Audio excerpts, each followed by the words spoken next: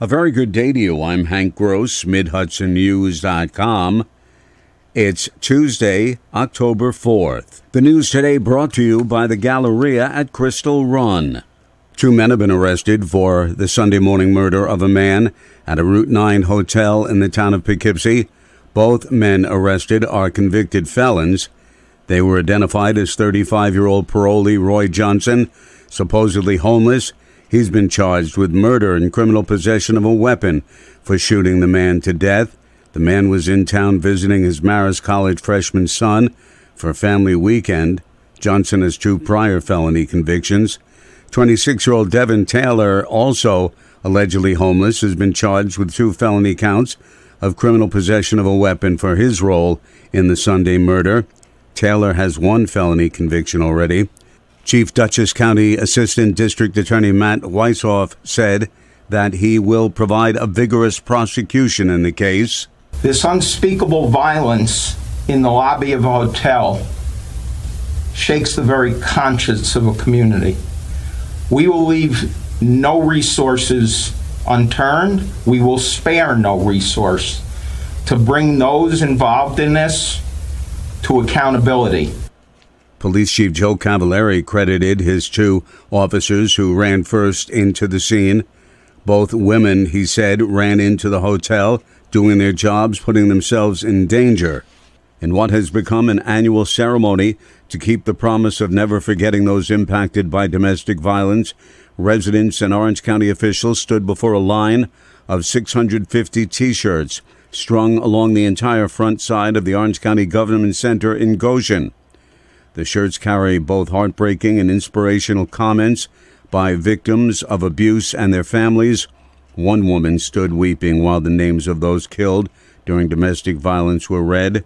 Kellyanne Costier-Larrier, executive director of the organization Fearless Hudson Valley, formerly called Orange County Safe Homes, said the violence must be stopped. We cannot forget why we're here. The realities of it are that there are women dying every single day at the hands of their intimate partner, and it cannot continue to be in the top 5 deaths for women in this country. Last year, Fearless Hudson Valley provided advocacy services to over 23,000 clients and 3,800 nights of safety, 5,400 adults and children served, and 11,000 hotline calls. In the 8 years since Rockland County Executive Ed Day took office, his administration has closed a $138 million deficit, and for the second year in a row, his proposed annual budget includes no county property tax increase.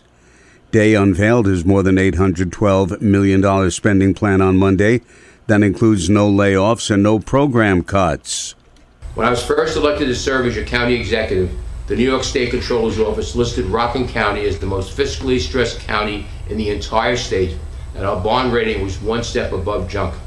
In August of this year, Moody's Investors Services upgraded the county's bond rating, and Rockland is now among the top fiscally strongest counties in the entire state of New York, an achievement only 6 other counties have reached. We have literally transformed this county from worst to first. Day's budget includes reestablishing the position of Commissioner of General Services and adding $1.5 million for college tuition assistance for volunteer firefighters and emergency responders.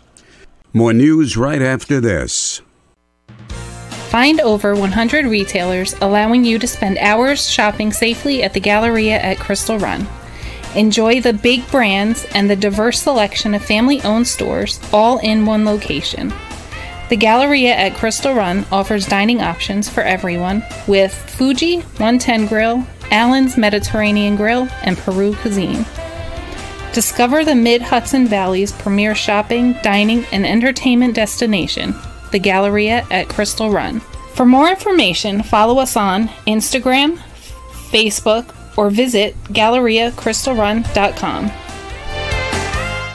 A Newburgh man who broke into his former girlfriend's home on 3 occasions in violation of an order of protection was sentenced in Orange County Court on Monday to 11 years in state prison and 5 years of post-release supervision. 28-year-old Ricardo Mendoza had been convicted after trial of 9 counts of burglary and criminal contempt. As proven at trial in August 2021, A stay-away order was issued. Yet in October, he entered the woman's home, grabbed her arm, trying to drag her out of bed. On December 1st, he again entered the home, grabbed her phone from her hand, and stole items from her pocketbook before fleeing.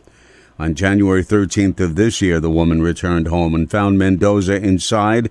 He punched, kicked, and squeezed her neck and threw her phone to prevent her from calling police. After each incident, he could not be located by responding officers. An indictment was secured and Mendoza was arrested. Days after 3 people were wounded by gunfire following a high school football game in Newburgh, city police early Tuesday were out investigating yet more violence. Shots were fired in the area of City Terrace and Broadway after midnight. Investigators found shell casings in the street as the investigation into the latest incident began. There were no reports of any injuries and no immediate reports of any suspects in custody. A New Windsor man, 36-year-old Byron Romero, was sentenced in Orange County Court yesterday to 18 years in state prison and 20 years of post-release supervision on his guilty plea to course of sexual conduct against a child. Romero engaged in several acts of sexual conduct with a child under the age of 13. He will also have to register as a sex offender. A 23-year-old Cornwall man jumped to his death from the Newburgh Beacon Bridge on Sunday. State police say the man, whose name was not made public, got out of his vehicle on the eastbound lane and jumped from the right shoulder. He was located dead in a grassy area below the bridge. State police were assisted by Newburgh Town Police. I'm Hank Gross, MidHudsonNews.com. The news today brought to you by the Galleria at Crystal Run.